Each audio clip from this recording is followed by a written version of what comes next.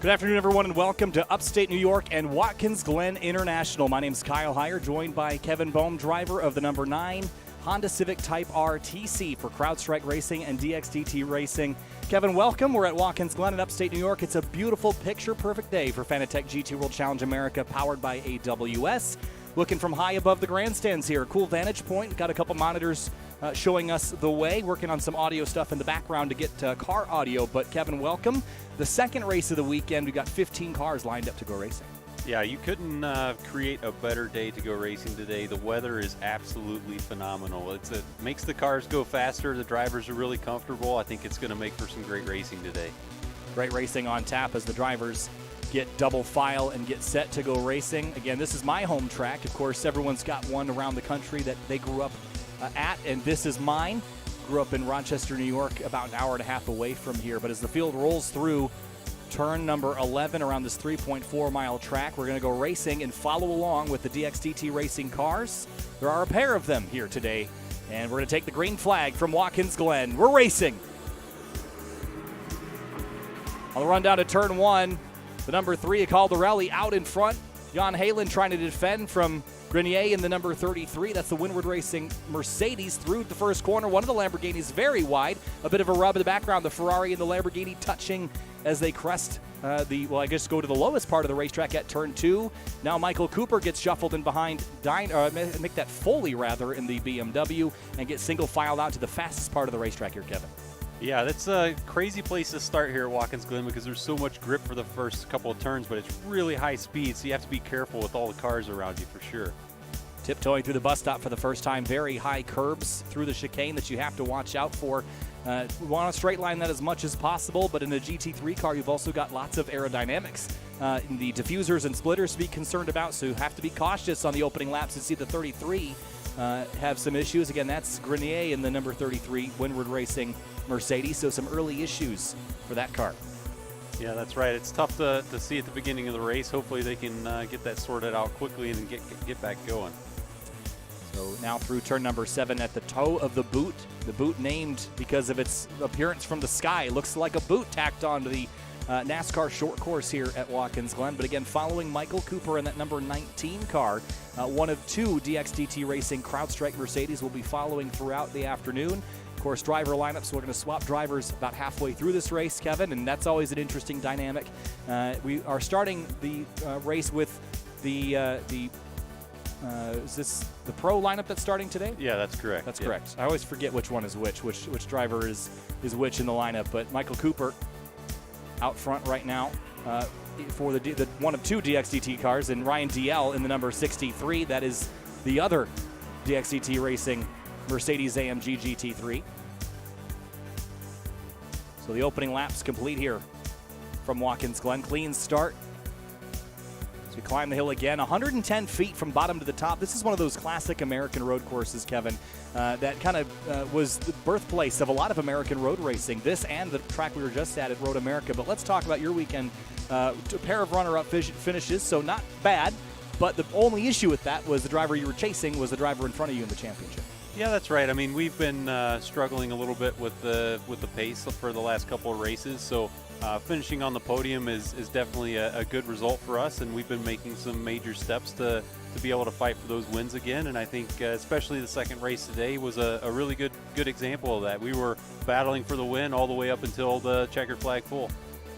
That's all you can ask for is an opportunity to go up there and beat your rivals. Of course, there are 2 races remaining on the schedule this season. One of them at Sebring International Raceway in about 2 weeks' time in Sebring, Florida. Then the season finale at Indianapolis Motor Speedway, the 12 of Stavely, defending from DL on the run down to turn number 8. DL again, one of the Mercedes will be following this afternoon. David Askew, the co-driver for the number 63. Silver and red with the green mirrors is the car we're following right now, part of that DXDT Racing camp. And line astern, there were 2 really good battles between the 2 Acuras that are trailing DL this afternoon. Those 2 Acuras, the Compass Racing orange Acura NSX GT3, as well as the Racer's Edge car. They had a very intense finish yesterday, nose to tail. That was for class victory. But ultimately, it was the Racer's Edge car, I believe, that came out on top of that battle. So right now it's Andrea Caldarelli out front, Jan Halen in second, Robbie Foley in third, and the number 96 says the full course yellow flies. Caution out on the racetrack, so everyone will slow down, and see a debris flag being held out there. That's the red and yellow striped flag. Kevin, what does that mean? Yeah, that normally means either there's some fluid or maybe even some parts of a car that are on the track. So that kind of tells the drivers to kind of keep your eyes up and look for anything that might be on the road that shouldn't be there. So that's typically what that flag stands for. But I'm not sure if we've seen the exact cause for this full course yellow yet. Well, we do know that the 33 of Grenier is currently listed as having an incident, did not complete the first lap. So maybe that car is off somewhere, and potentially fluids. Oh, there's a piece of debris right there that the camera crew has zoomed in on for us. Yeah, so especially with these GT3 cars, there's a lot of carbon fiber on these cars, and this debris may not look like much, but it's some of the carbon, especially when it comes off these cars, is sharp as razors. So it's definitely a safety concern to not drive over that with the Pirellis and get a flat tire, especially at a track like Watkins Glen where the speeds are so high and there's a ton of downforce that these drivers are relying on to stay on the track. So caution out with that debris in a very scary part of the racetrack. That's a fast corner.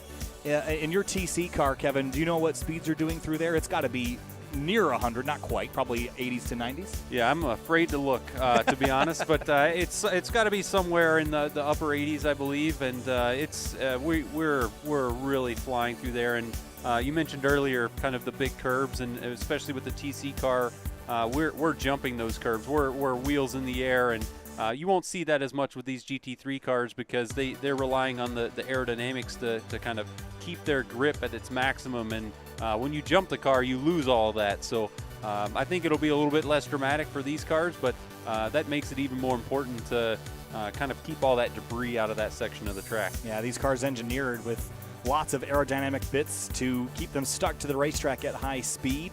As an engineer, you're really interested in how to optimize those things. And of course, in your TC car, maybe less aerodynamic pieces and things than a GT3 car, but still, is there any adjustability that exists that you are trying to tune on your TC car? Yeah, I mean, for the TC Honda Civic, we have a adjustable rear wing, and you're always trying to find a fine balance of how much you need to use it for downforce. And a lot of the tracks that we go to have really long straightaways. Watkins Glen is a really good example of that, and you're always trying to make a fine balance of kind of how much force you need in the rear, but if you take some of that away, you can generally get a little bit faster on the straights. And there's so many straightaways here at Watkins Glen, you can gain a lot of lap time like that. Well, there's some compromises to be had. This place is known for being one of the fastest road courses in North America. You really don't slow down all that much, even less so if you run the short configuration here at Watkins Glen, the NASCAR course. You don't really slow down below 90 to 100 miles an hour ever, maybe turn one for a slight moment. So you're trying to optimize your car for that straight line speed, but also the corners are so fast that you need some of that downforce to stick to the racetracks. This is a big compromise racetrack. Yeah, that's right. And I think the one thing that really makes this track unique is all the elevation changes and the banked turns and how that kind of adds up into really increasing the grip that the cars have around this whole track. And that's what really makes this track so fast. Yeah, this racetrack, again, it got repaved in 2015 also, as we take a look at some of the highlights and the early moments of this.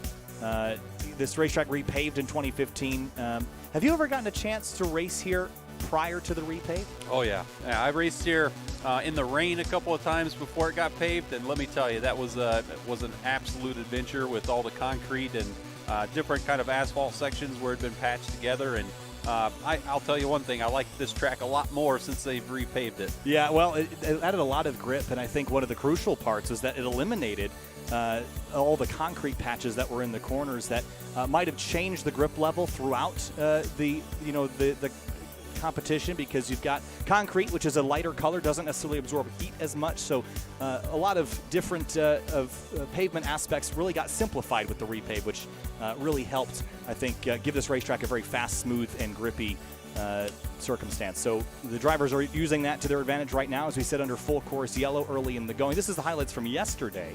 And there's the battle I was mentioning earlier between the two Acuras. And they had a good scrap, Kevin, but they're going to get a chance to go again today. And I think we'll. There's our audio. We finally found it. I plugged in the right cable. I was trying to work on that. Corner of the final and now it's a little lap, loud, even the so we're going drag to work race on that. The checkered now. flag. Yeah, elbows were at big time. But anyways, now we got our cable. Here's Ryan and Cal, and I don't want Ryan and Cal, so we're going to switch over. Changing things on the fly. And now we have the correct audio channel. There we go.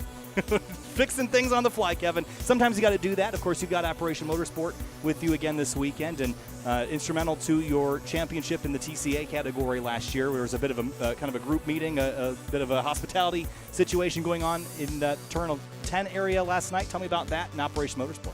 Yeah, Operation Motorsport. This has been a big event for them this weekend. It's been a kind of a honoring our heroes weekend. So it's been the kind of 20th anniversary of 9/11 recently this past week, and Operation Motorsport really tried to kind of make that and honor that special event this weekend. And they've had car corrals and some meet and greets already this weekend. So it's been really good to kind of get Operation Motorsport kind of involved, not just within my team, but seeing all the extra events that they're doing around the paddock as well.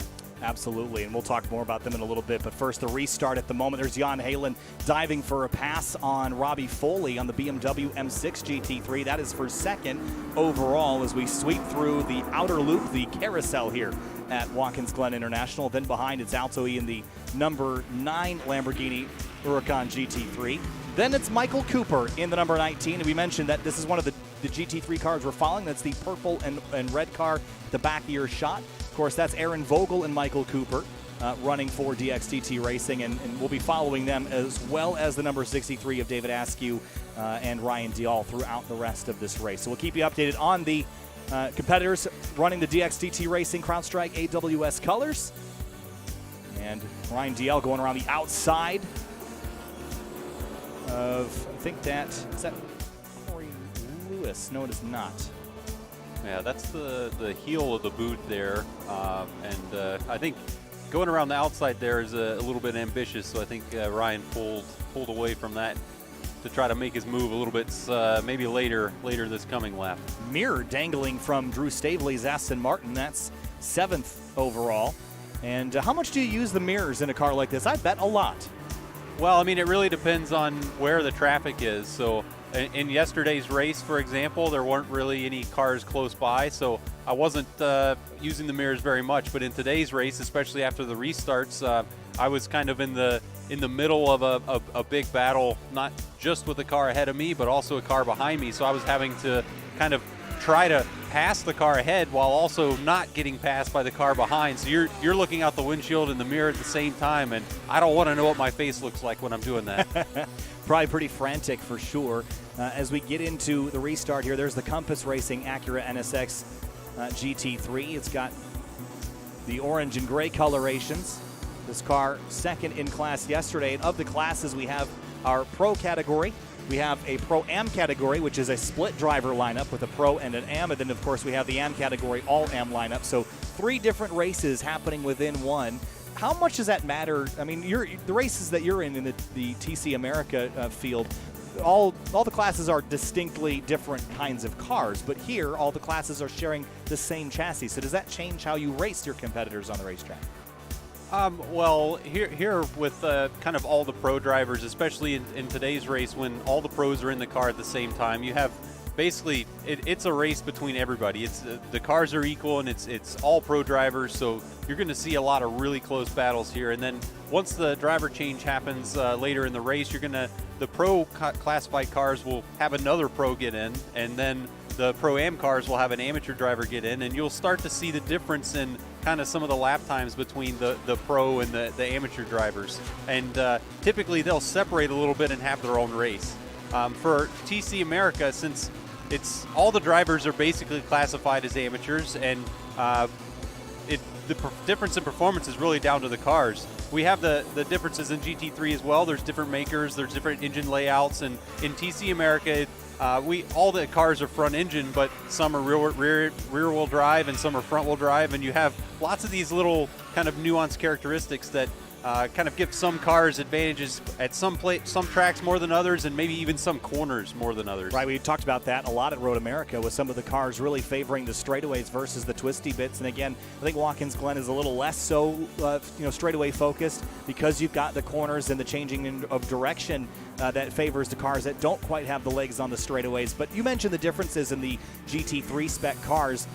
We're looking right now at a mid-engine rear-wheel drive car, that being the Lamborghini, the number 6 of Giovanni Venturini, and Ryan Dial in a front-engine Mercedes. Now, I say front engine, but that engine is pushed very far back towards the firewall where the driver is sitting. That's a long nose on that car. Yeah, they kind of refer to it as a front mid-engine, because the engine is still sitting between the front and rear wheels, but it's in front of the driver. So it still makes for a really balanced car, and really when you're talking about kind of the engine placement on these cars, the engine's a really heavy component in the total car, and where you put that engine really affects where the majority of the weight is on the car. So by changing that between a rear engine and a front engine, or a front mid-engine, you can really change how that car handles. And sometimes at a track like this at Watkins Glen, where there's all these elevation and compression and cambered turns, you get so much grip, it really equalizes the field, because all the cars have an unbelievable amount of grip here. For sure. So about 15 minutes into our 90-minute race here again. We'll swap drivers halfway through.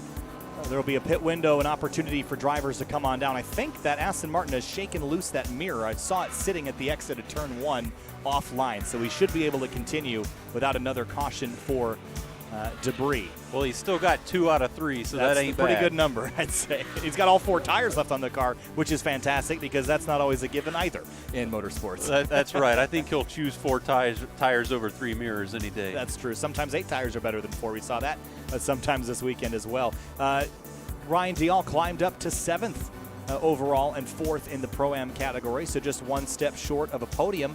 Teammate Michael Cooper in the number 19 CrowdStrike Racing car sits in 5th overall, 3rd in class. So that's a step on the podium in the Pro-Am class. So CrowdStrike Racing moving upwards and onwards into this race. Love the diversity in home country that you see. Well, it's gone now, but on the left-hand side of the screen now, the diversity in manufacturers.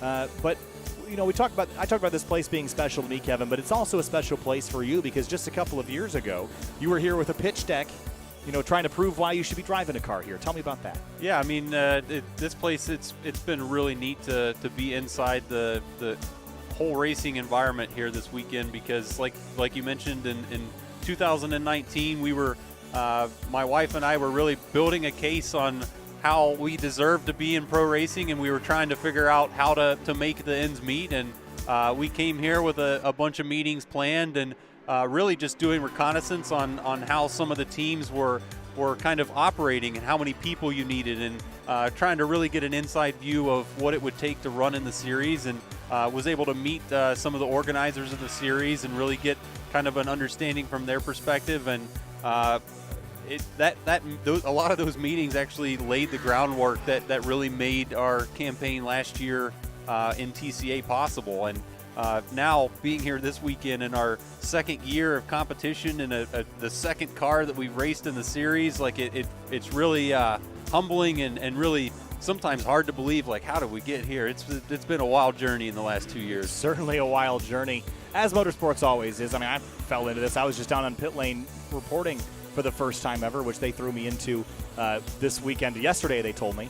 So I grew up coming to this racetrack, every year, 5 or 6 times a year, and to be pit reporting and PA announcing yesterday, what a crazy experience. So sometimes you luck into it, sometimes you got the talent like yourself to get into it, but sometimes it takes a little bit of both as well. Yeah, I think it really comes down to kind of being prepared to be lucky, kind of putting yourself in a position where you can get lucky, and really that's where it comes down to the practice, and if you have the skills and the talent, then that alone's never going to get you anything. You still have to kind of be trying to open doors on your own, and really be searching for it.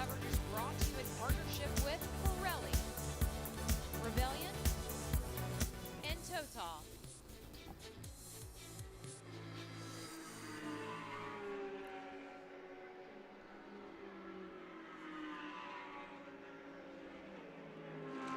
It's back now watching the 20 of Jan Halen, currently second overall, leading in the Pro-Am category. 20 minutes in to the second race of the weekend for the Fanatec GT World Challenge America, powered by AWS. At the beautiful Watkins Glen International, 3.4-mile, 11-turn road course built in the early 1950s. And we would just come from Elkhart Lake, Wisconsin and Road America. These two tracks, Road America and Watkins Glen, sort of born in the same era, Kevin, when racetracks weren't really designed so much as they were just built and kind of laid into the land rather than on top of it.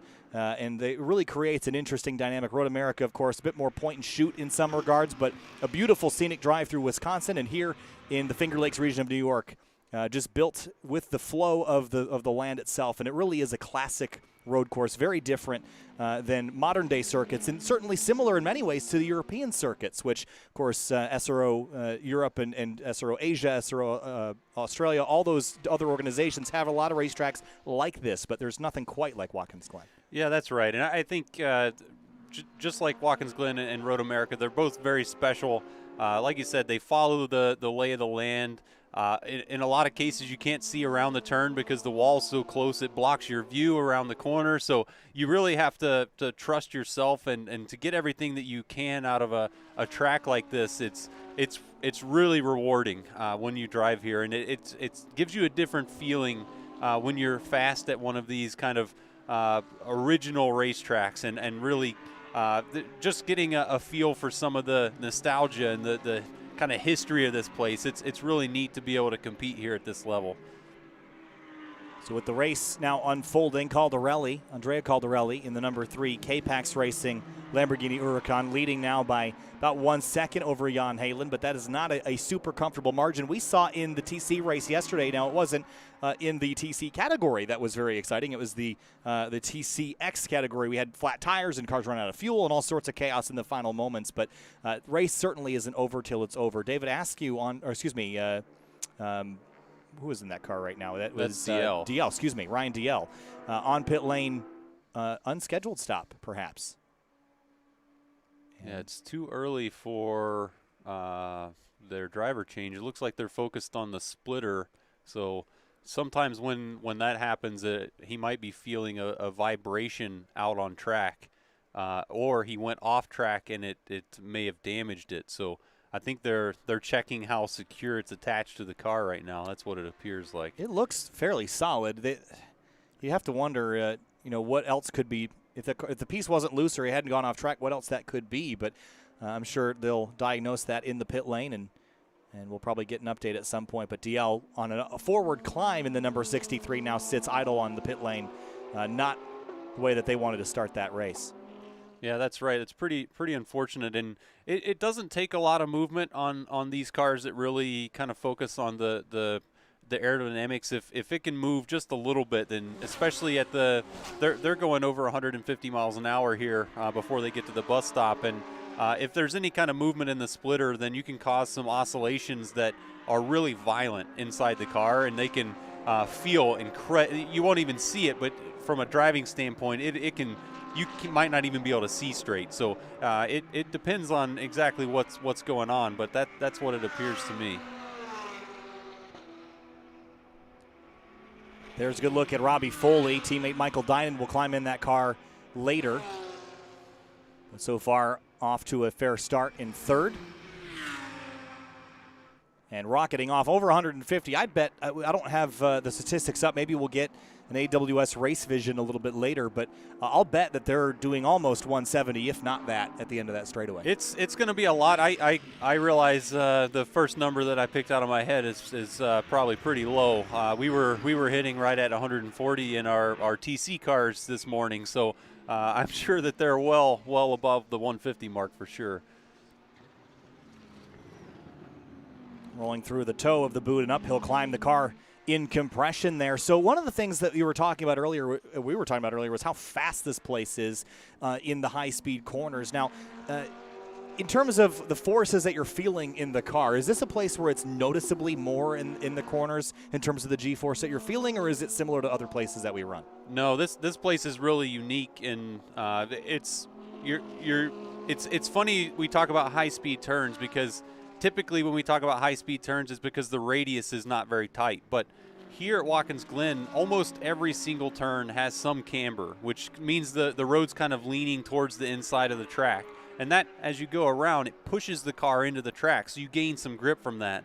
But then on top of that, like turn 1 right here, at the same time there's camber, you also transition from going downhill to not going downhill. So again, that also pushes the car into the track, and you get a lot more grip. So if this track was flat, it would be significantly slower than it is. And I think that's one of the things that really adds to the character of this track, is that you really have to use those elevation changes. Well, they can't hear us, but they read my mind. Corner speeds at the bus stop. This is not at the end of the straightaway. This is in the bus stop, so in the center, 103.7 miles an hour. That's jumping curbs right, left, right through that combination, Kevin. That's fast. That is fast. And the bus stop, it doesn't look very severe from this camera angle, but when you're in the car, 100 miles an hour means you're in and out of that place faster than you can blink. Yeah, it is fast. If you look at it from above, it can sort of be misleading of how tight that sequence of corners is. But when you approach it on the racetrack at track level, it is shocking how abrupt the corners are in that sequence. And thankfully, when they repaved this track, they added wider curbing, so you can straighten out a little bit more.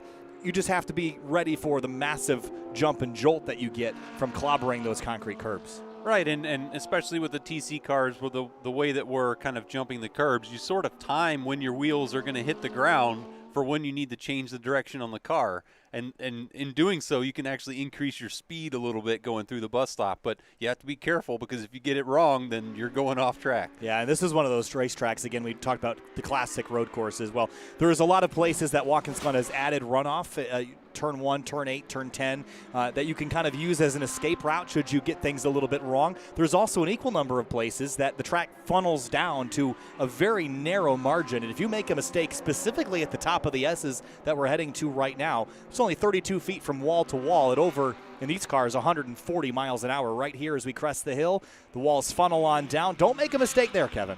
Yeah, that's right. And kind of as a driver, you sort of ignore those walls just a little bit, that you don't let them kind of get into your head, and you just focus on the road ahead, and you kind of pay attention to the cars around you. Of course, you don't want to make contact with those cars, because that can change your car's direction pretty quickly. So overall, you have to ignore the walls a little bit as you ride around here, because everywhere you look, there's these blue Armco, there's some tires, there's some places that have the safer barrier, but either way, they're never far off the edge of the track.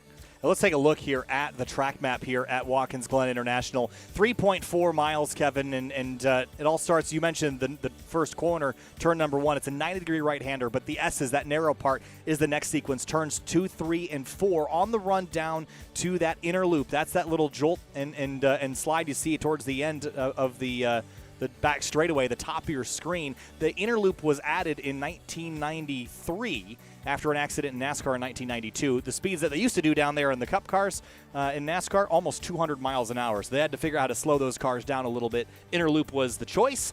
Then down through turn 6 into turn 7. That's the toe of the boot. Turn 8, then turn 9. That's the key corner here, because it is the corner with the least camber that you were mentioning. Turn 9 is very flat because it rejoins the short course, which NASCAR runs. It splits the boot off, and you basically go straight from 5 to 9. And because of that, turn 9 is extremely flat in a challenging corner. Yeah, that's right, and it's often referred to as the off corner. So it's definitely off camber, and it's really tricky to, especially in front-wheel drive, to get the car kind of rotated and get on the throttle without losing the front of the car. Andrea Caldarelli continuing to lead overall. See the car climbing up on the curbing, and then into the outer loop, they call. Now, the other interesting thing I learned a little while ago about Watkins Glen was the traditional final 2 corners, turns 10 and 11, didn't exist in the 1970s. The track essentially just ran with a kind of an S-curve from what is now turn 10 to basically where we're sitting, and then it was a short stint down to the 90, which back in the day was the final corner of the racetrack. This run from turn 1 to turn 2 was the front straightaway back in the 60s and early 70s. They eventually changed that, and we have the layout we have today. And then the boot was added in the 70s as well. Then the bus stop. It's changed a lot, unlike Road America, which has been the same since it was built. Yeah, that's right. And the even before that, there was originally a racetrack that went through downtown Watkins Glen. So there's a lot of history here. Racing's been around a long time, and you can definitely tell when you go out for dinner after the race. This is a racing town, and it's one of the best places to visit you can go to, I think. Yeah, the town of Watkins Glen hosted the first race post World War II. That was in 1948, and which is actually recognized in Watkins Glen's Instagram handle, which was it's WGI 1948, which I think is really interesting. So they've kept that history at Watkins Glen. An hour remaining, so we're 30 minutes in to our Fanatec GT World Challenge America powered by AWS race. And Andrea Caldarelli, Jan Halen, and Grunwald in the number 61. Those are your class leaders at the moment in Pro, Pro-Am, and Am. Zalus Motorsports number 88, that's being driven today by Madison Snow, co-driving alongside Jason Harwood. Very nice looking livery on that car. Maybe not quite as nice as the CrowdStrike Racing livery, but certainly colorful. Yeah, that's right. It's the more you look at it, the more you see. It's got every color you can imagine on it, and lots of different geometry shapes, and it's a really neat looking livery. I think the fun tidbit about that paint scheme was it actually incorporates every color that you can buy a Huracan in from the factory. So all the factory Lamborghini colors represented on that car somewhere, which was an interesting tidbit, I thought. So when they asked, what color do you want? They said all of them. Yes, I want the colors. There's a good look at Jacob Abel in the Racer's Edge Motorsports Acura NSX. Abel, part of the Acura NSX GT3 program, alongside Taylor Hagler in that number 93 car. Racer's Edge Motorsports at one point had two cars in the game. Full course caution once again. And this time, don't know who this could be or what could be the cause. Double yellow flags means full course yellow. Pace car, safety car being deployed from the turn 1 area. And no immediate camera pan to any particular incident, which is good. I'd rather have it be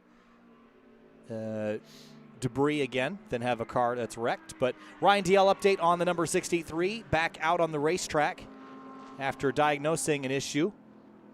Currently listed 13th, now 5 laps down from the leader. Now, perhaps debris again bringing out the yellow. That looks like a piece of the number 6 Lamborghini.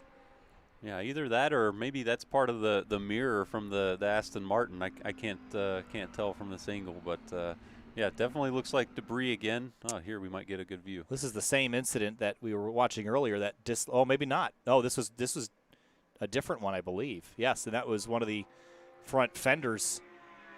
Something off the front of that car. Can't tell which car that came off of, but it's either the Aston or the Lamborghini. There's some free carbon fiber on the racetrack. So teams likely reporting the incident. Oh, no. I was looking to see if it had come through on the app where all the teams can communicate.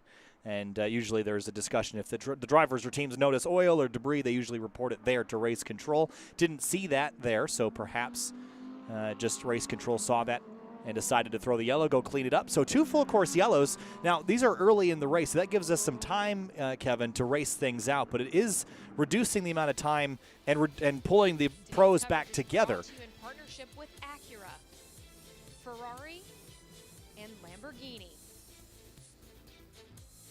So with the pros all together again, when we'd have the driver changes here in a little while, that's going to mean that the driver changes are going to be really important because everyone's going to be so close together. Yeah, that's right. And typically, if the race stays green, then everybody kind of spreads out a little bit, and you can use that as an advantage for when you do your driver change because now you have some margin on the cars behind you, and maybe if you're good enough, you might be able to catch some of the cars and get either closer or past some of the cars ahead of you. But when these yellows comes out, it really squeezes the field back together, and it takes away any of that advantage. So for the pro category cars, it doesn't matter so much.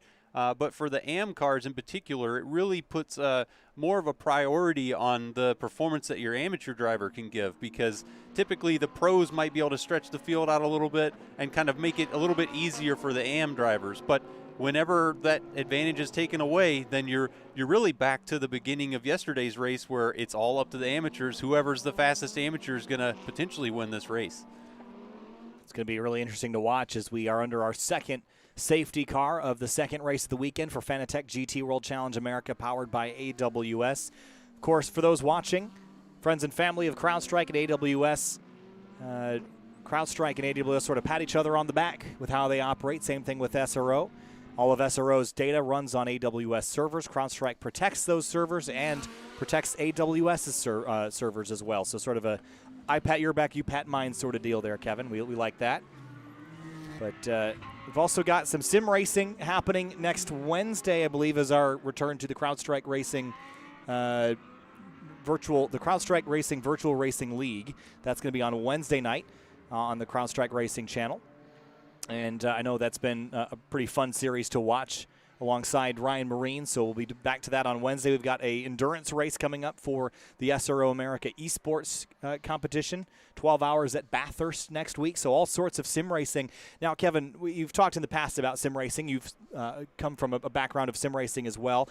At a place like Watkins, Glen, that you weren't in last year because we didn't race here, was there any time spent on a simulator, or do you prefer just to show up, get on the racetrack, and learn it in the car? No, for sure. I spent a little bit of time making a few laps at Watkins Glen in the simulator, just to kind of remind myself of some of the visual cues and like even some of the timing. Like I don't have an exact copy of the car I was gonna race here, but I have something that's close, and I can basically understand kind of the speed that I need to be thinking. You can kind of practice that kind of the mental side of racing through the simulator. And of course the tracks that are available they don't incorporate the repave and the change colors, kind of corner, the apex curbs and stuff like that, but you can still get a really good feel for the track that way. And I don't think you're going to be able to use that to completely prepare yourself for a track like Watkins Glen, but it never hurts to try. I was just going to remind you, I know we use the Assetto Corsa Competizione for all the SRO official competitions, but Operation Motorsport uses iRacing, which I'm sure is the sim that you're referencing, running laps at Watkins Glen. Good news, though, they are updating Watkins Glen with a rescan. It'll come out probably in December, so you'll get the repave and all the painted curbs and all that. A little too late to help you now, but perhaps for next year. Yeah, I'll definitely have to check that out. This is one of the more fun tracks to drive in the simulator as well, because it really does a good job of incorporating the elevation changes, and in some ways you can feel it with your eyes. You can feel how much grip the kind of virtual car has. So they do a really good job at that. Yep, of course, both iRacing and Assetto Corsa Competizione use laser scanning technology to basically model the racetracks as close to reality as possible, within millimeters in some cases. So you really do get the most realistic representation of racetracks that you can get in the simulated environments. All right, pace car, safety car looks like it's going to hit pit lane here shortly. We'll have a restart with 53 minutes to go. Pit window opening shortly, which is going to create the opportunity for drivers to come on down and switch with their teammate. And we're following Michael Cooper in the number 19. We'll be turning that car over to Aaron Vogel when the pit stop sequence initiates. Green flag back in the air here at Watkins Glen. The three of Caldarelli leads the way down to the first corner. Jan Halen, Robbie Foley, Alto E in the number 9. Then it's Cooper and Venturini, the rest of the top 6, followed by McMurray, Abel, Stavely, and Madison Snow, the rest of the top 10. All line astern, following each other up the hill. Talk to me about slipstream, Kevin. Following the driver in front, letting their car push the air out of the way. In GT3 and perhaps in TC, how effective is that effect? Especially with the speeds that these cars are going down the backstretch, it's really, really effective. Basically what you try to do is to drive right behind the car in front of you, and the car in front is kind of pushing the air out of the way, kind of like the boat does when it goes through the water. And you see this kind of, in water, you can visually see the wake that's created. Well, the same thing happens when you're following a car. And if you can follow close enough, it takes all that air off the front of your car, and it's like you're not driving through any air. And that's how you can really suck up and kind of gain a lot of speed on the car ahead of you. But especially in the TC cars, it's really effective, but it comes at a price, because if you stop getting all that air in the front of the car, well, your engine's not getting cooled. And because we run turbo cars, there's a lot of turbo cars in the touring car paddock, your intercooler stops getting air. So all of a sudden, the whole engine bay gets really hot, and you lose power. So some of the cars here in GT3 aren't going to be as sensitive to that, being the kind of engine, and they're more kind of bigger engines, so they're not pushed to the extreme to make the power levels that they are. But it always comes at a price. Nothing's free, for sure. Certainly not, and we'll be talking about that effect you were mentioning, that aero wash throughout the rest of this race. Again, in GT3 cars, the faster you're going, the longer that wake is going to be. And again, these cars have wings that are so large, they create a lot of swirling air behind them as well. So that was an issue yesterday in that battle between the two Acura NSX GT3s, following each other so closely. The trailing car, the Compass Racing orange and gray car, could not get the grip it needed to go by their manufacturer teammates. So you see this now, the slipstream for the Compass Racing Acura. McMurray behind the wheel, pops out to driver's right. Oh, door slams shut. Squeezes up the inside on the run of the bus stop. That's very dicey, and backs out, thinks better of it. Yeah, that's a really tight move there. I mean, especially with the defensive move from the Lamborghini, really squeezing him all the way to the inside of the track. It makes the entrance to the bus stop really tight, and it's really hard to carry enough speed to complete the pass. So definitely a great defense move there to keep the NSX behind him. Yeah, some self-preservation, I think, from Matt McMurray there as well, backing out of that move. Maybe with 10 minutes to go, you wouldn't back that car out of that position. You'd try to hang tough, but with 50 minutes to go, there's still opportunity, and I think McMurray knows he might be a little bit faster, so might be patient with this move. Pit window open, Kevin. Opportunity to hit pit lane and switch your driver out, but you might wait towards the end of this window. Why? Yeah, I think that's what we're going to see. We're going to see some of these cars kind of come in right at the end of this window, and it's because right now the pros, that all the cars have pros in them, and the pros are going to be just a little bit quicker in lap time. So if you change your driver now and put your AM driver in, and their lap time is a little bit off of the pro, and all the other pros stay out, then that's time going to be lost on the track. Well, one of the cars is going to hit pit lane again. The number 6, driven by Giovanni Venturini, coming and hitting pit lane. They're feeling the pressure from behind. Maybe time to switch over to Corey Lewis and give that a go.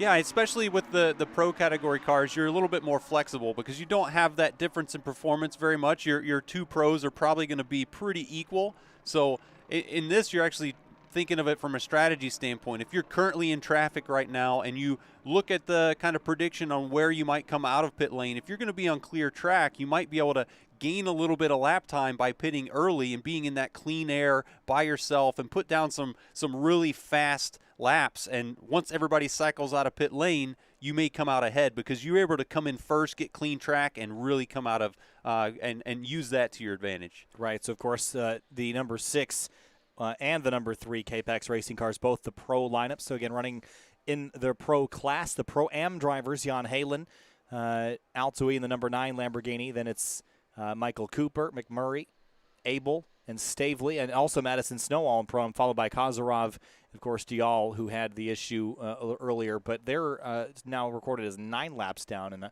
trying to see if they're in the pit lane still or if they pulled that car behind the wall. But either way, doesn't appear like the 63's day is going the way that they needed.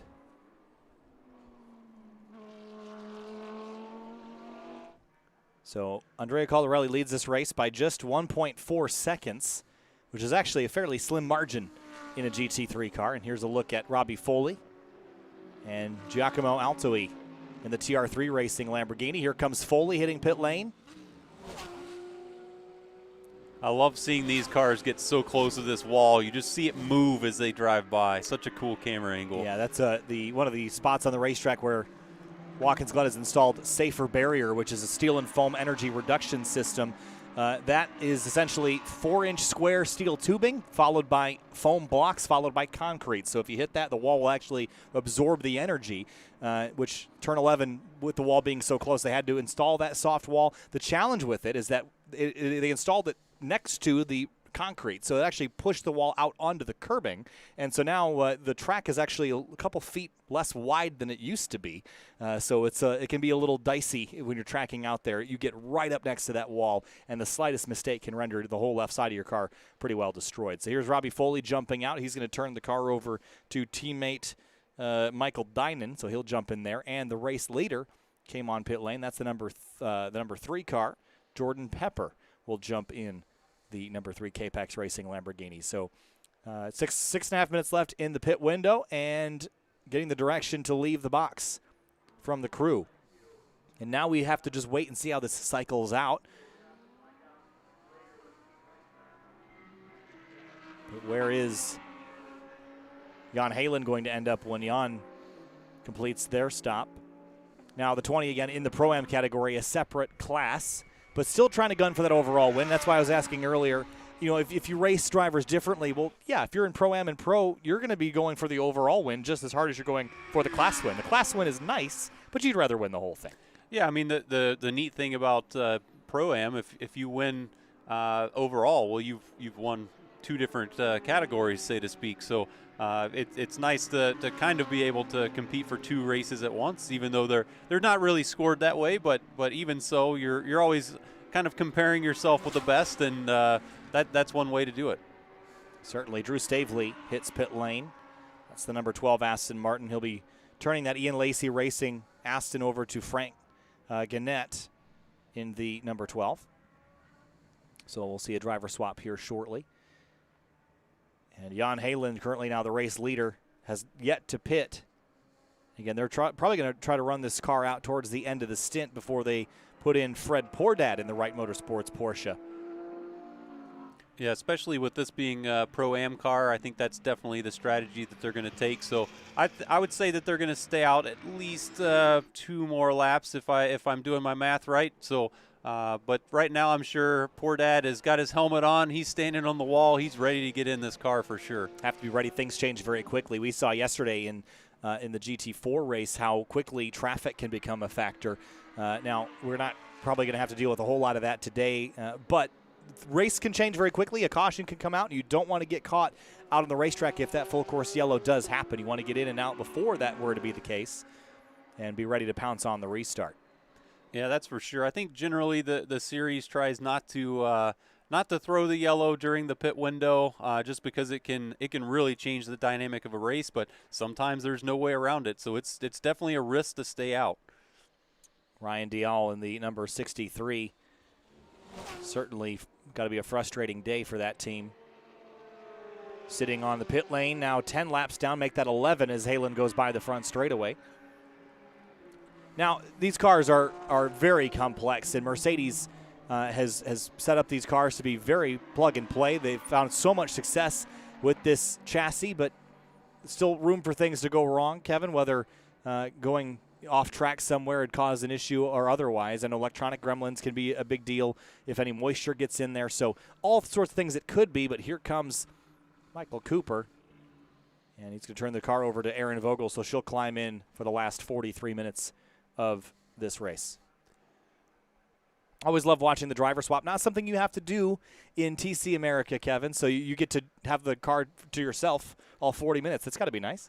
Yeah, for me, I get to set the car up exactly for me. There's only kind of one seating position. You'll see, I don't think the camera picked it up today, but there's different kind of seat inserts. Michael Cooper and Erin Vogel are not exactly the same size, so they have to have some adjustment to the kind of seat cushions in the car, and they do that during the driver change, which is just phenomenal that you can kind of almost, and say to speak, change the driver's seat during the race, and then still get it done, get fuel in the car, change the tires, and get it all done within the minimum time that you can go out in pit lane.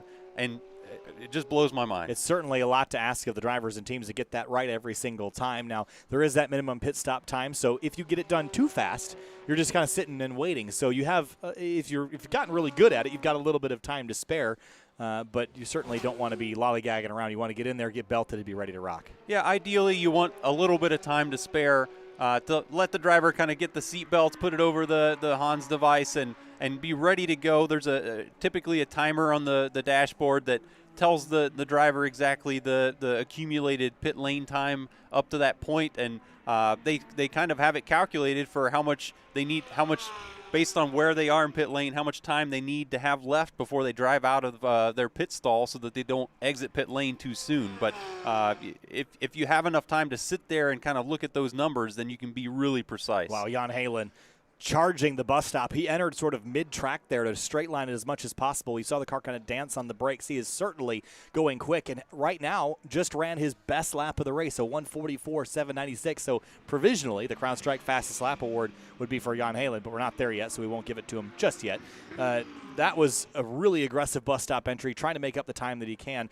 And this is a good move because he was running, I believe, in second prior to the race leader hitting pit lane, and now he's running the fastest laps that anyone's run, so he's got to be making up ground. Right, as all the other cars pitted, nobody's in his way right now, so he's got a clear track to really just focus on his marks and really hit those marks to get a great lap. And as we see the pit window, it's only going to be open for about 1 more minute, so I know he's going to pit this lap. So he's trying for a monster pit in lap right now to try to help their overall time entering pit lane and exiting. Yeah, of course, the pit lane speed is controlled here. It's 50 kilometers an hour from end to end, and you've got a button that will allow you to hold the car there, but some drivers this weekend have gotten caught releasing it too soon. You also have to be cautious of the downhill pit lane as well, so got to keep that in mind. And he brings the car to almost a stop trying to get that car slowed up. Yeah, that's what it looks like, but basically what you do with the pit lane speed limit, you slam on the brakes and you try to be just under that speed that you're going to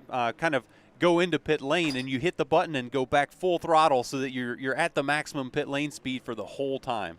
Yeah, trying to maximize the time when you can. So the number 20 Wright Motorsports Porsche is on pit lane now, jumps into the box. It's going to be Fred Pordad climbing in that car now. Fuel going in the nose of the Porsche, which is unique to this car. Again, the engine in the rear of this 911 GT3 chassis. And, of course, when fuel burns off, and fuel weighs quite a bit when it goes in, that also creates a different weight balance that will change the car's handling throughout the race. Now, this race with 40 minutes to go is not quite a full fuel load, so I don't think it'll affect that much, but it could. Yeah, it still makes a big impact because these cars use a decent amount of fuel, and because the fuel tank is so kind of far away from where the engine lays in the car, it really changes that weight balance pretty measurably. So you can feel that as a driver, and you're going to see that in the performance of the car. So it's definitely a big component. Well, Fred Pordad is going to have some work to do because as he comes out of the pits, they're going to take the lead away from the number 3 car.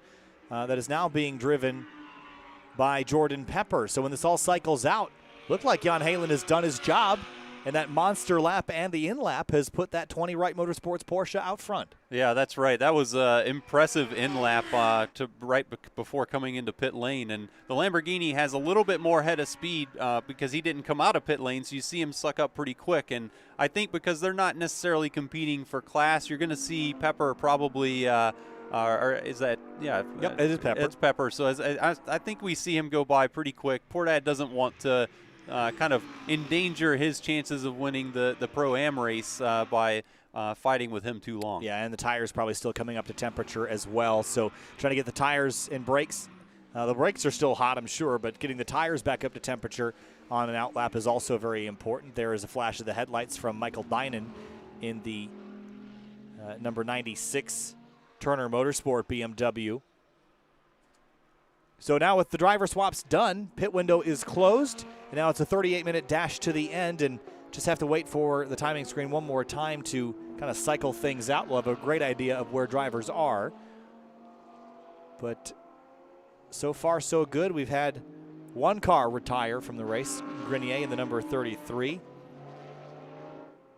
And David Askew, again, that car still 11 laps down. Here's a battle for position. That's the number 19 of Aaron Vogel in 7th, but 4th in Pro-Am, followed by Corey Lewis in the number 6. That is a Pro Class car.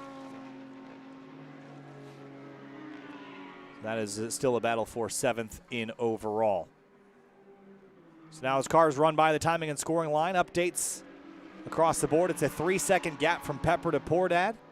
4.5 from Pordad to Fuentes. That's the battle for the Pro-Am lead. Here goes Corey Lewis down the inside of Vogel in turn 1. Vogel runs over the edge of the curb. That's a pretty big jump up over the top of that thing. Yeah, it's a pretty big curb, and that was a very aggressive move from Lewis there. He didn't quite have any overlap at the beginning of the brake zone, so heads-up driving from Aaron Vogel to kind of give him some space. That way there's no contact. And here comes the number 77 down the inside. That's a big move there. Gets by Vogel. That, I believe, was for position, and indeed it was. So put the driver of the 77. It still says McMurray, but I think it's DeMeo now in that car.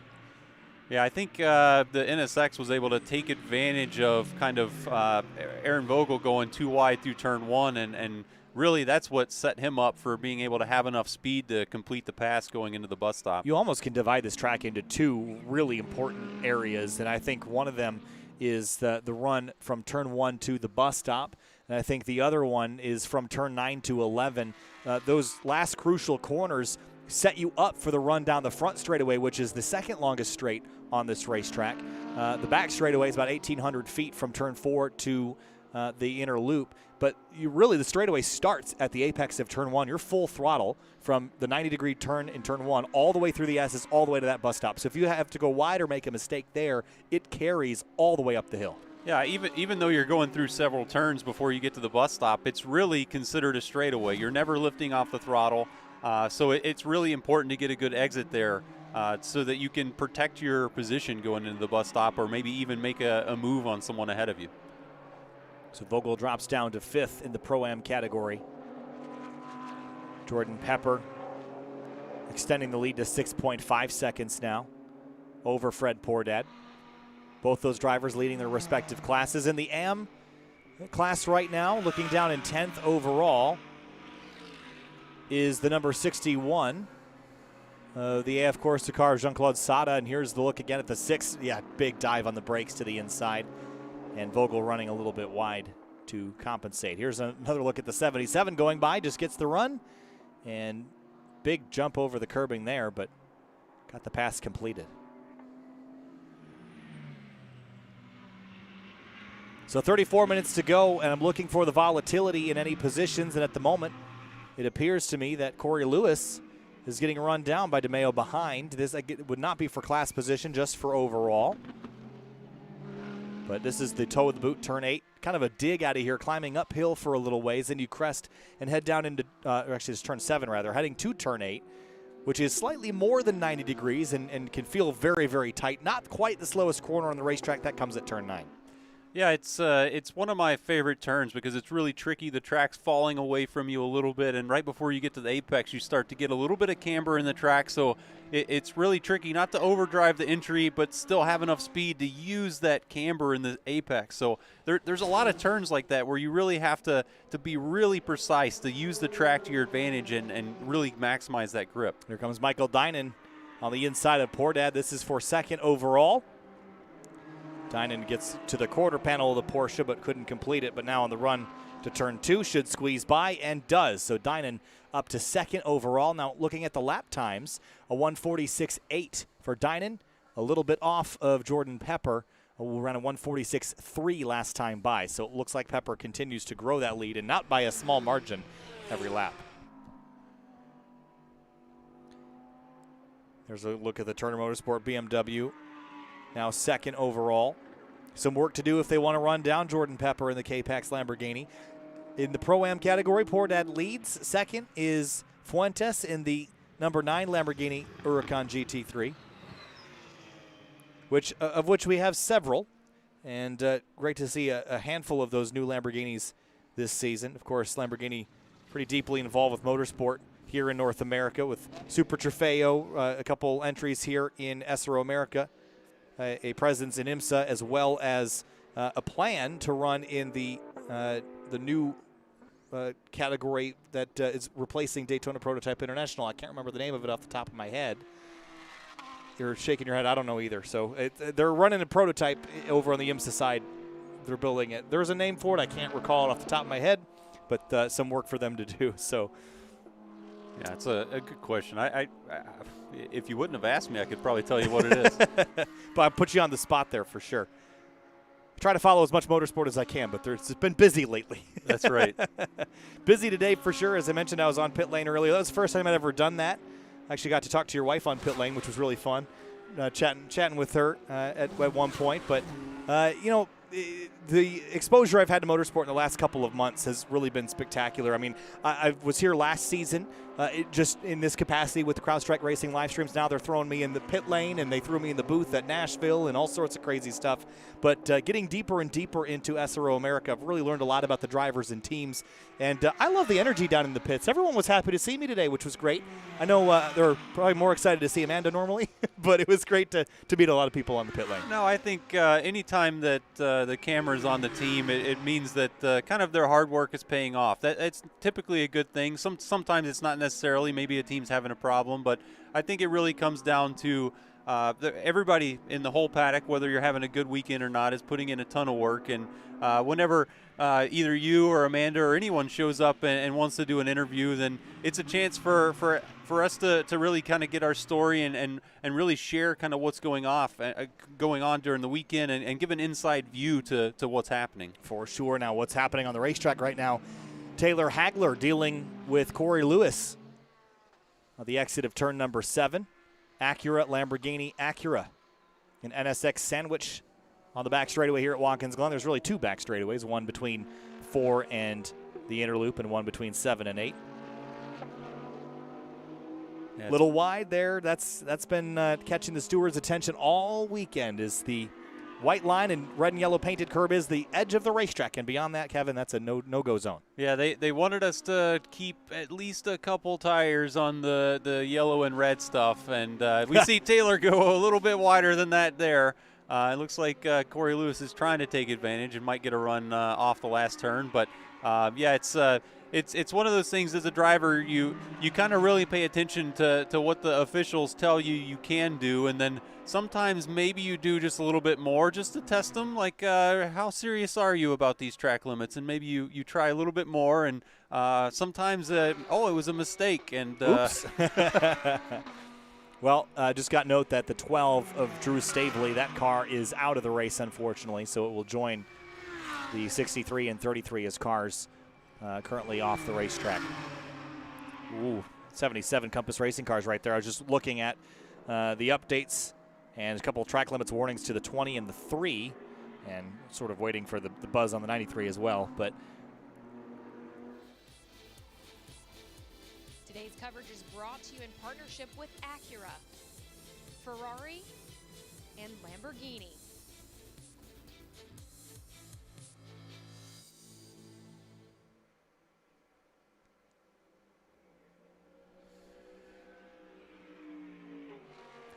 second race of the weekend for Fanatec GT World Challenge America, powered by AWS. You're watching CrowdStrike Racing's coverage of race number 2 here from Watkins Glen International. I'm Kyle Heyer, joined by Kevin Bohm, driver of the number 9 Honda Civic Type R TC car. Second in both the touring car races here this weekend. And Kevin, welcome back. 30 minutes to go, and there's a dive up the inside. A pass that did not happen yesterday. On tap now, 2 Acuras. Little NSX on NSX violence here. Yeah, it's really tough to get a pass done there. Even you can hang out on the outside because you can really control how early you can get on the throttle because there's no room to track out there. The wall's right on the edge of the track. So this is a really good battle as we see the Compass NSX really try to use that draft to the advantage. Wow, big, deep braking maneuver there by Hagler. She gets on the brakes very late to try to throw off the 77. Now, the braking is an art here. These cars do have anti-lock brakes, but still you need to have a nuance to that brake pedal to try to make sure that you're not going to trigger that ABS so much that it's a deficit to you. I know some drivers still try to find the sweet spot where the car slows down the most, and it's not always at the end of the pedal travel. So the 93 really getting creative there and trying to straight line the bus stop, inner loop, chicane, whatever you like to call it, a handful of names. I grew up calling it the chicane. Right, and speaking on the ABS, these cars have multiple ABS modes too, so you really, throughout the whole weekend, kind of cycle through those modes and you find one that works the best for this track, and maybe even one setting will be better for a particular corner over another, and you kind of can use that to your advantage and adjust that, and maybe even as the race kind of goes on and the tires wear a little bit, you might change that setting a little bit. But these cars have a really advanced ABS setting that the drivers typically can really push on the pedal hard and rely on it up until the point that you really want to start turning into to kind of bend into the apex of the turn, and then you have to be really kind of precise with the release of the brakes to make sure you make it all the way apex.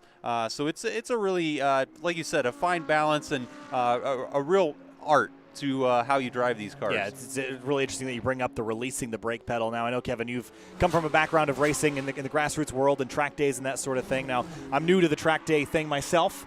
I have a Scion FRS I've been tracking, and I just tracked it last weekend at Grid Life Midwest Festival. The releasing of the brakes, I just put aftermarket suspension on my car, and it made the car really dicey when you release the brake pedal. It turns now, which is great, but it can be a little scary. I had to catch a slide a couple times. It was a lot of fun. But that releasing of the brake pedal is so important to setting up your entry to the corner. And here comes the Acura up the inside again, the Compass Racing car of DeMeo. Ooh, that's very tight. Oh, this is the replay of a moment ago. And again, through turn 9, very flat corner.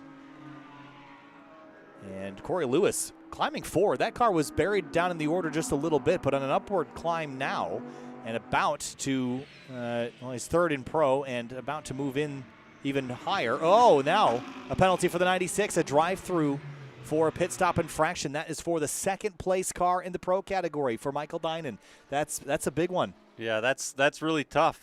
Most likely it's either the, I mean, I don't know exactly what it could be, but most likely it's for pit time, but it could be for any number of things. But that's pretty devastating for their race. There's only 25 minutes left, so they don't have a lot of time to try to climb back up the order after serving this penalty. No, there's going to be not a ton of time remaining. Well, that's going to be great for Corey Lewis in the number 6 K-Pax Racing Lamborghini. They're going to leapfrog the 96 once they come down pit lane, at least in theory. There's a good look at some sector times, or lap times, I should say. 1:48.3 last time by. And real tight to that wall at the exit turn 11. That 96 hits pit lane to serve that drive-through penalty. And back up to the 9 and the 6. This is now a battle for third place overall. And not a battle for class position, just in the overall running order.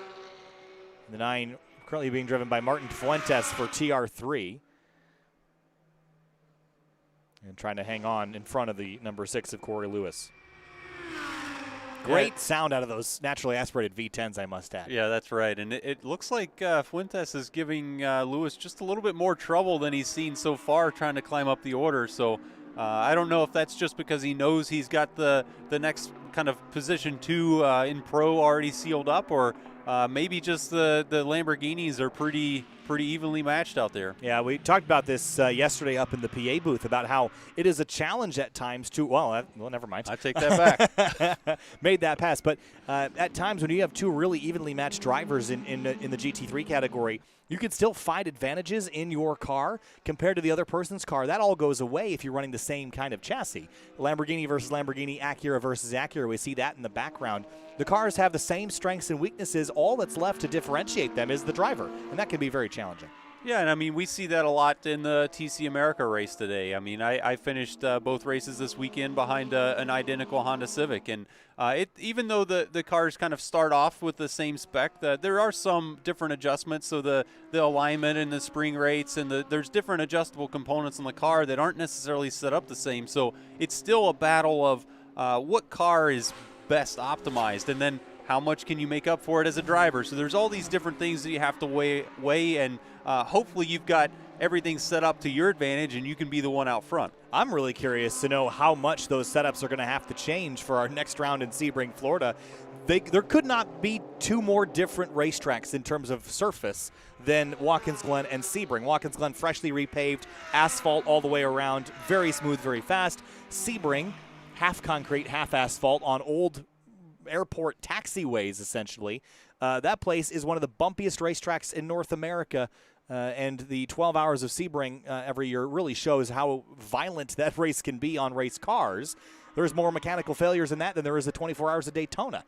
So 12 hours at Sebring is like 24 anywhere else, and maybe some spring and shock packages going to need some changing out, replacing, or updating prior to or after Sebring. Right, and for me, we've been on we've had a couple of races go by real quick here. Road America 2 weeks ago. Now we're here at Watkins Glen. This event's over, but 2 weeks from now we're at Sebring, so we don't have a lot of time to plan for it. And someone like me that I'm kind of doing the engineering. I'm driving. I haven't even thought about Sebring yet because I was so focused on making sure the car was perfect here. So I'm going to drive home to Ohio tonight, and I'm going to start conceptualizing and trying to picture what the car needs to have so that it works at Sebring. And you're completely right. This track is so smooth, lots of grip. Sebring is going to be bumpy, violent. It's complete opposite tracks. And also the weather. I mean, here we had 60-degree weather during our race.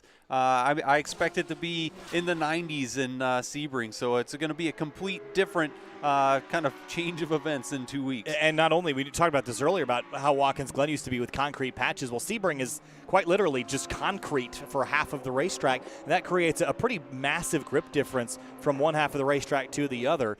Is Sebring a track that you've had experience driving on in the past? Yeah, I've raced there in some other series, and I haven't been there in a while, but fortunately that track doesn't change very often. It hasn't changed much, no. Yeah, it's just an old airport runway from kind of World War II training facility, and a lot of the track is still those original runways that are just these thick concrete blocks that giant airplanes used to land on. So it makes for some really strange characteristics when you drive around there, and yeah, I'm looking forward to it. I was asking somebody, or we were having a discussion online about Sebring and how they could repave it, and the answer is it's really difficult to, because the asphalt's one thing, but the concrete, I don't remember the exact thickness, but you mentioned that they're big, thick blocks.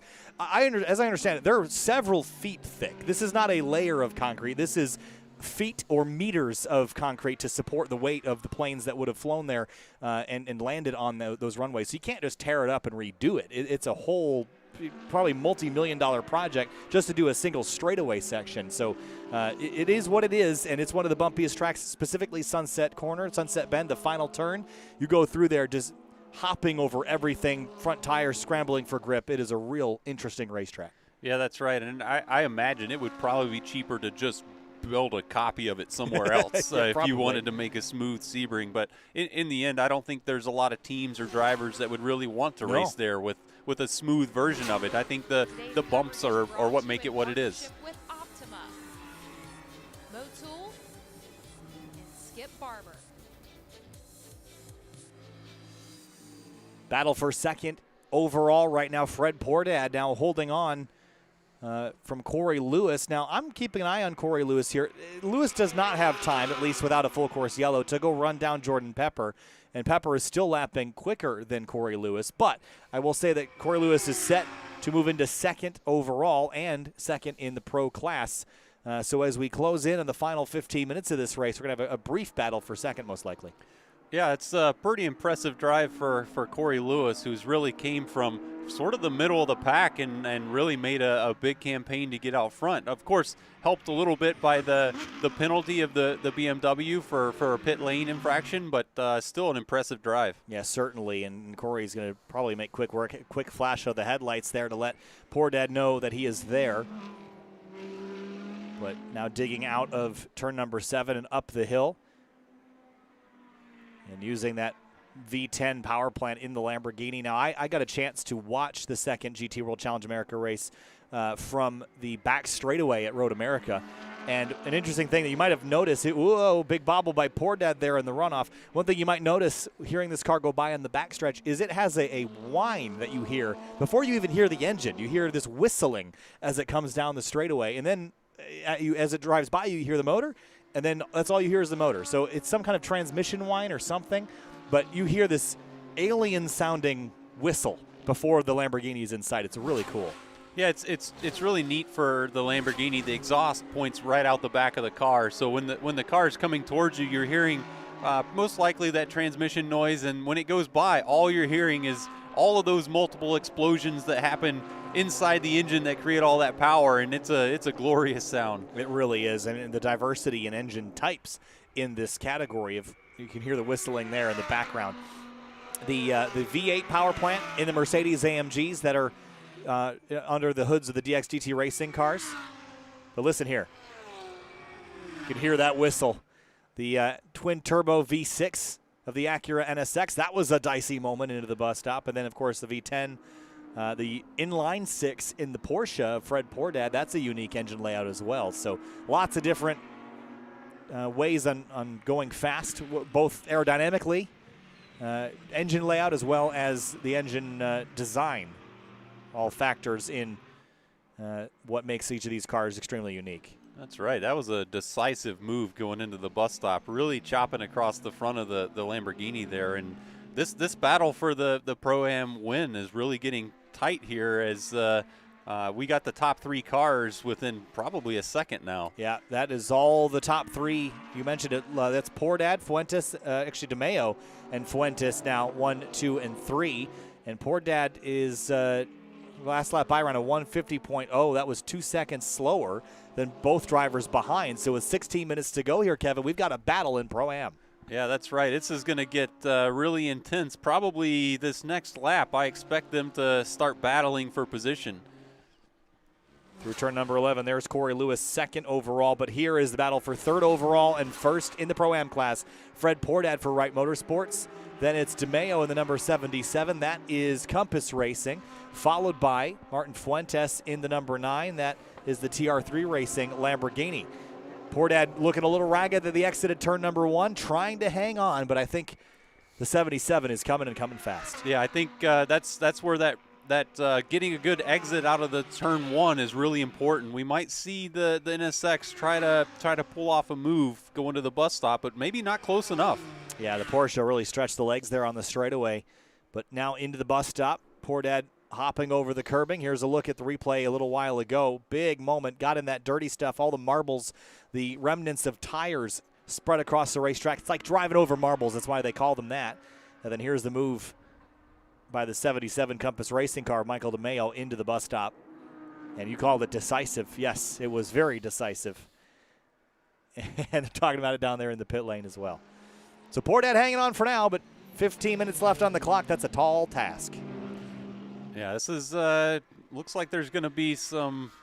The elbows are out right now. The Pordad's doing a little bit of a defensive position as we go to the heel of the boot, but pulls back in line to get a good run through the hill here, and that's allowed Fuentes to close up as well. So this is one of those times where you're the car second in line, but there's another car behind you. You have to be really careful with what moves you kind of decide to do, because if you put yourself in a vulnerable position, then you might not only not make the pass. Pordad off course in turn 10, and through goes the 77. So just like that, first gone, now second. Oh, that's tight at the exit of turn 11.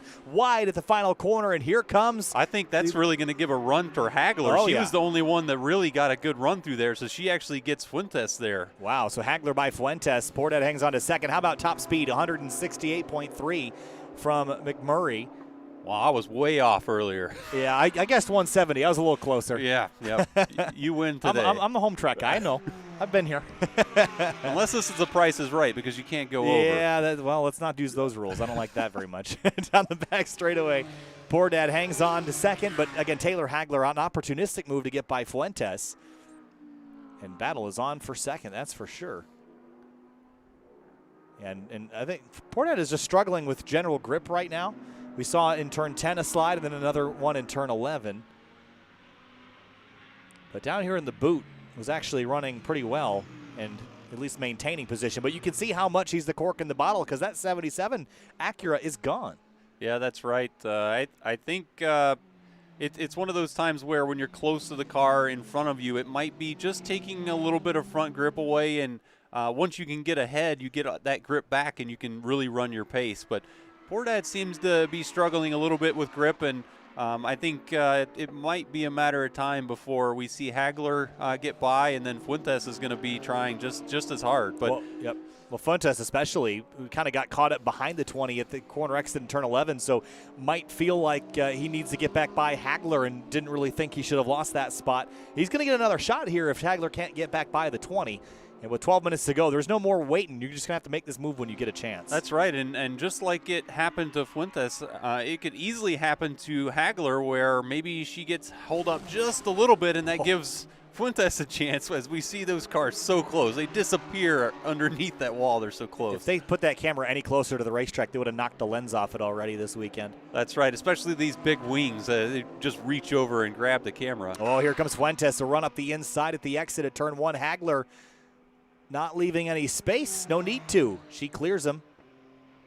Yeah, these NSXs have had a really good straight line handling on the back straight this weekend, so I think we see that really come into play there.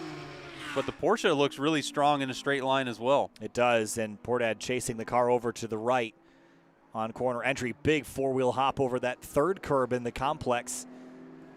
And depends on how you run that. You can run it a few different ways through there. Some drivers like to miss that third curb altogether, and some like to get it rotated and four-wheel hop over that one. But Portad really on the ragged edge right now, trying to maintain at least second in the Pro-Am class and keep that middle step on the podium. Yeah, he's definitely giving everybody a run for their money right now, making it hard. But I think if he can kind of keep hitting his marks and really maybe manage those tires a little bit, I think he has a chance of holding on. He has 10 more minutes to do it, so it's going to be tight. And doing nothing wrong, I must add. Just running his line, running even if he's running defensively. As long as you're not blocking, you're in the fair game. It's all up to the drivers behind to figure out how to pass you. And now Hagler and Fuentes, I'm sure, are scheming with only about 5 or 6 laps to go and how best to do that and where is best to do that. Try to sort out the strengths of that Porsche so that they can pounce and take advantage of it. Right, and the difference between kind of being defensive and blocking is kind of when the car that's ahead makes their move. Typically, as the leading car, you get to decide where you want to put your car as you approach the next turn. And once you've made that decision, you're not really allowed to change your mind. So that it's once you start changing your mind and you go weaving down the straightaway that it's considered blocking. So right now, Portad's not really having to drive very defensive. I think these cars seem to be able to run the same pace now that he's got the tires settled back in. So it's definitely going to be a battle, a chess match to see how someone can pull off a pass here or if Portad's able to hold him off. Well, DeMeo certainly clear, and Portad, the strengths of the Porsche playing into Portad's drive right now, having the extra speed at the end of the straightaway, means he doesn't have to run the defensive line. And typically, once a driver starts running defensively and you know that they're slower than the drivers behind, that's when you know that everyone else smells blood in the water, because if you run to the defensive line, you now don't have a good angle into the next corner, and you're chasing the car all over the place. And if you go defensive, that to me can show the sign of weakness that you're about to get past. So Portad, as long as he stays on line, he won't be putting himself in a bad spot to make the corner. Yeah, that's right. And ideally, you as a driver, you want to have enough pace to where you don't have to go defensive. But depending on the type of track and maybe where the advantages are to the car that's trying to pass you, you might need to discourage the other car from going to a certain place. So that's a kind of a good time to kind of go defensive. But ideally, you want to just keep running your racing line, and hopefully your outright pace is enough to stay ahead. Hoping for that for sure. In the background, you see the number 96. That is Michael Dinan on a recovery drive from the drive-through penalty they had earlier, up to 7th in class. Still 3rd on the podium in class, I should say, 7th overall. But I think what Hagler needs to do is find a place that she's better than Portad, that does not involve a braking zone, because by the time that you get there, Portad is already gone. So it's, I think, looking into the handling sections, basically from turn 5 down to turn 8, I think that's really your best opportunity as Hagler. Maybe even turn 6. We saw some drivers in the GT4 race get to the outside of the outer loop and then have the inside for turn 6. Now here she goes. Taylor Hagler on driver's left, backs out. But just putting Portad offline is not a bad strategy. I just don't know that the bus stop is the place where it's going to have to happen. Yeah, it seems like the Porsche being rear engine, all that weight's on the rear wheels, and it seems like the Porsche is getting really good drive off the exit of the turns, and that's making it hard for Taylor to be able to kind of pull alongside and be kind of really close at the entrance of the turn. So it definitely playing those advantages on the different engine layout for these cars. And like you said, I mean, maybe the strategy Hagler's using right now isn't working, so might need to come up with something else if possible. Well, 7 minutes to go, not a ton of time. Here comes Hagler down into turn 8, has the look, and that's just a distraction tactic, all that is. There was really no opportunity to pass there, Kevin, but just to get out of the mirror of the driver in front, they're going to check their mirror, not see you there, and then they're going to second guess themselves when they go to the brakes, and that can be a distraction enough to have a chance to make a move. Yeah, when you're the car ahead, you can see that car kind of move out to your side mirror, and when they do that, you always have to pay a little bit of attention because it's always possible they make a mistake and they brake too late, or maybe they're really they need it to happen so much that they brake ambitiously, let's to put it that way, and you need to protect yourself and not kind of be involved in a crash because you don't see them coming. So it seems like it doesn't work, but it's a great way to take just a little bit of their mind away from what they're trying to do, which is just drive. So they have to pay attention to you. And even if you can get them thinking that you're going to pass, maybe pushing their braking marker 10 feet further, that might be enough to have them make a mistake. Here comes Dynan now up the inside of Fuentes. That is for an overall position.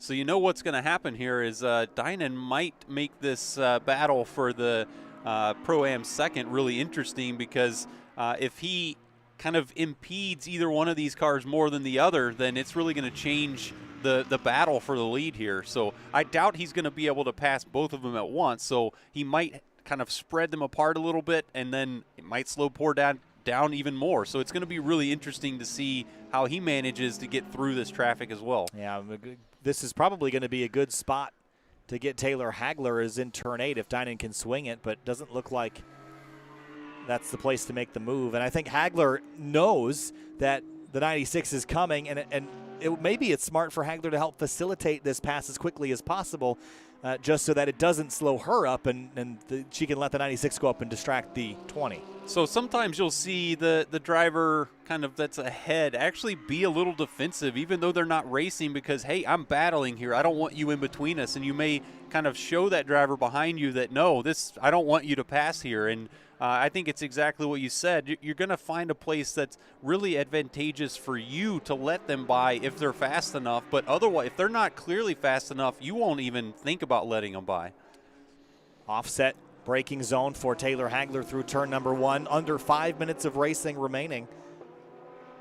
And climbing the hill of the S is again 110 feet from bottom to top. The entrance to turn 2 is the lowest point on this racetrack on the map.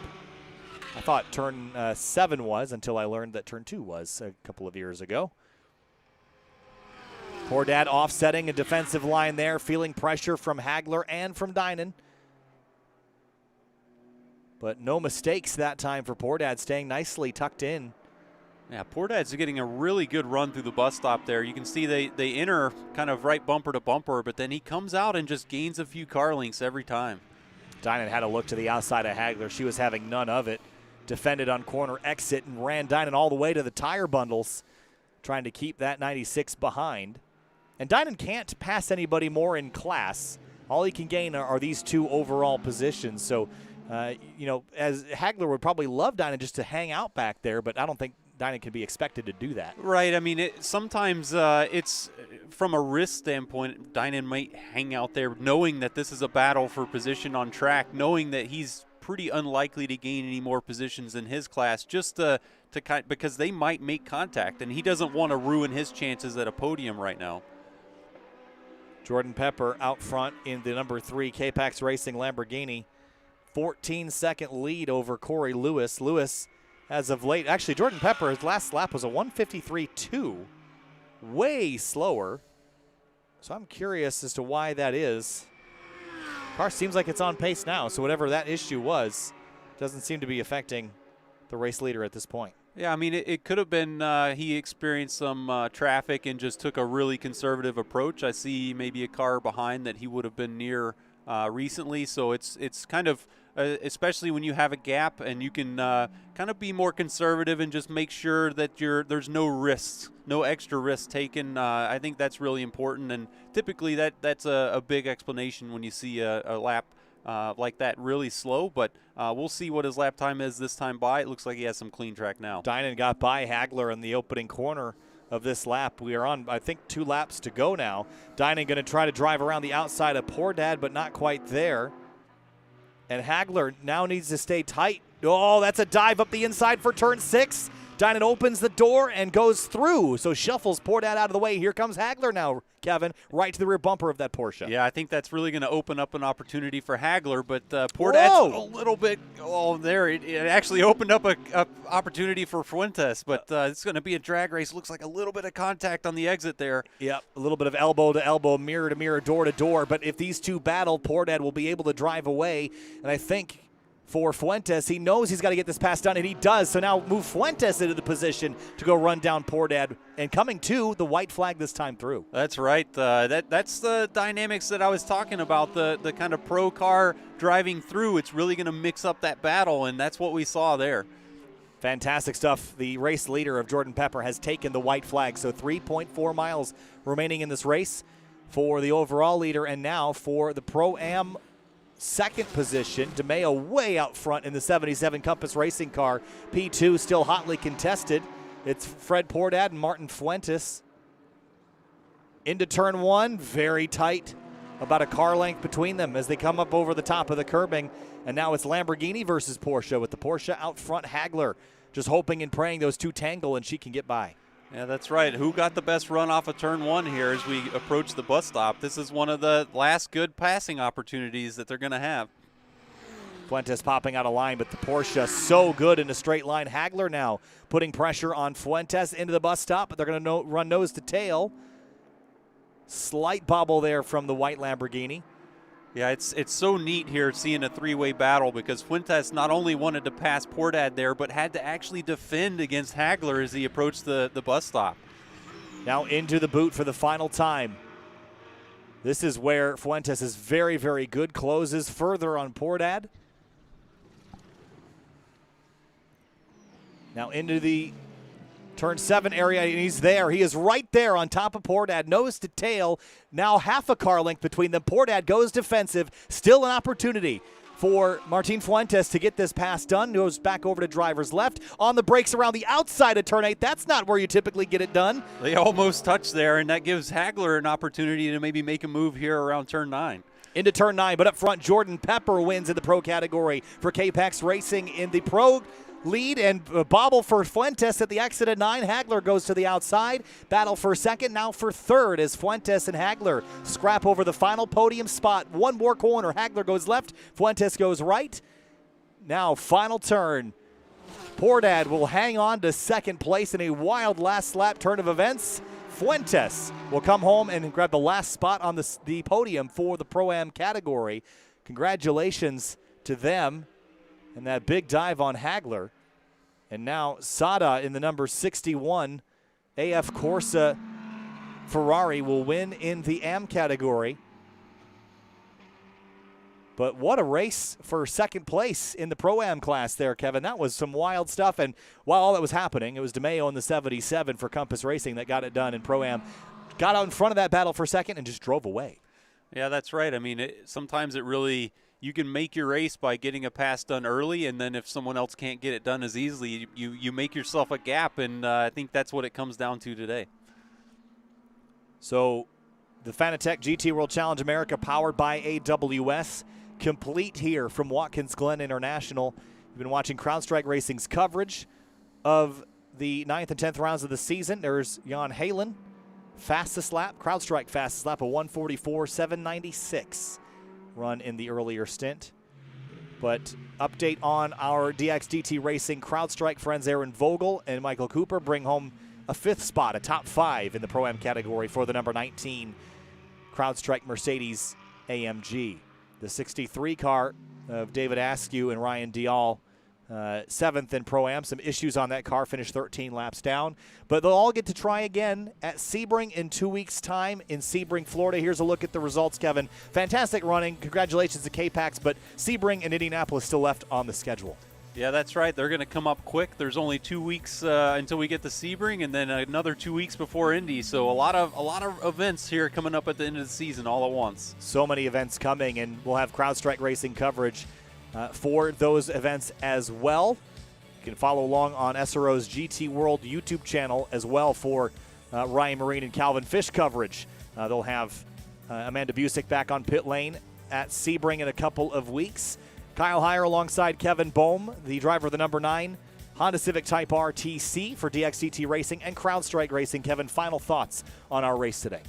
Yeah, I mean, it really shows the importance of using all the traffic to your advantage today. This race was really a great one to watch. We saw some penalties. We saw, fortunately, only a couple yellows for nothing major. So really neat race to watch today. Fantastic racing here for Fanatec GT World Challenge America, powered by AWS. We'll join you from Sebring in 2 weeks' time right here on the CrowdStrike Racing YouTube channel. We'll see you next time.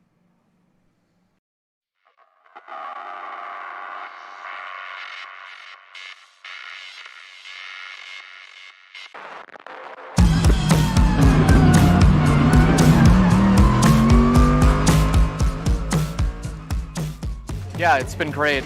I think the best benefit of this is meeting with other cybersecurity leaders, sharing ideas, getting a laundry list of things that I can take away for my team to execute in the next few years.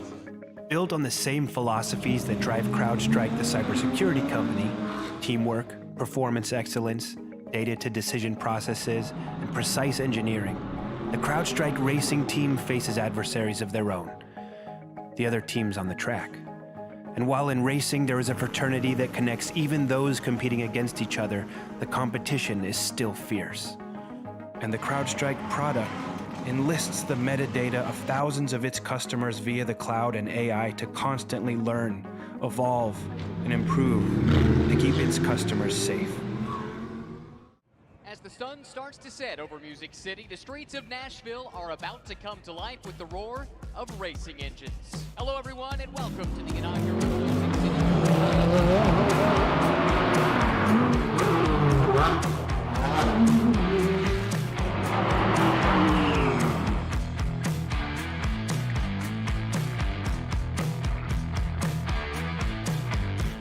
Riders, start your engines!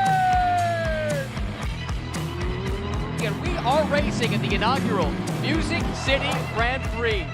It's great to see the fans as safe as they have been throughout the weekend. They've stuck around all day long since the gates opened, and they stay for the nightcap here with DC America powered by.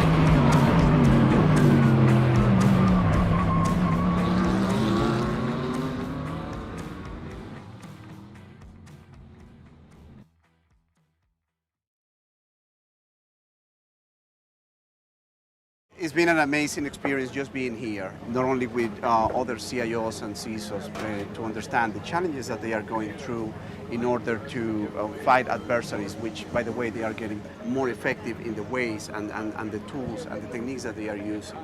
We are here trying to fight or trying to solve the same problems that we have in each one of our organizations. So it's been an amazing experience, and I'm very thankful to be here. Road America in Elkhart Lake, Wisconsin has earned its reputation as one of the most revered road courses on the continent and one of the most fan favorites.